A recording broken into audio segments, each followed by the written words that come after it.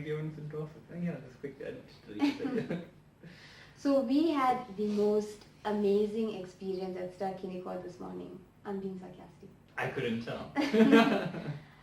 Firstly, I couldn't book online on the mobile app that you made me download because it was supposed to be more convenient. I couldn't do that for the whole week. We get there, none of the machines are working, and there's a long line of people at 9 in the morning, surprisingly. Well, I mean, it's a Sunday. But also which tells you how bad it was going to be in the afternoon and evening. And there were 2 cashiers to serve about 20 people. And you couldn't buy tickets with your card. They were letting people go to the machine and then find out it's not working and then say you have to stand in the line. So Ster Kinekor, you did not do well this morning. And they were taking like 10 minutes per person. Yeah, they were taking 10 minutes per person. We missed 10 minutes of our movie, 10 to 15 minutes of our movie.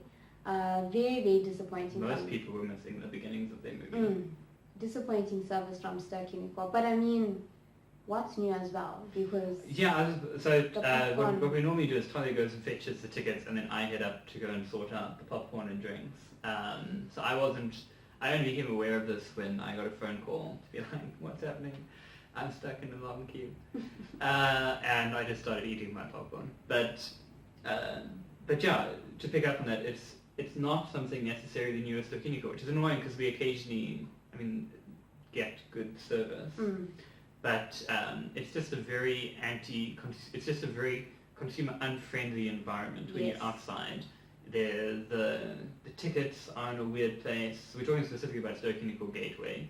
But this is my experience at most Ster Kinekors that I've gone to. And then the mechanism that they now have to try and purchase food and beverages, if you so choose to, is incredibly counterintuitive.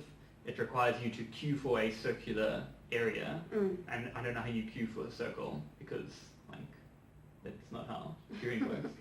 And then that process has changed. Half of those machines weren't operating. Without any notice. If you told us, we would have prepared ahead of time. Yeah. And then on top of that, your staff is permanently on a go slow. Yeah. What do you do if there's a family with a single mom and 5 Which I children? saw so many of this morning. That always happens where the children are running crazy. Or if it's a couple of senior citizens who are not sure how anything works and then there's no one there to help them. Or just anyone, because you don't want to sit down to a movie annoyed.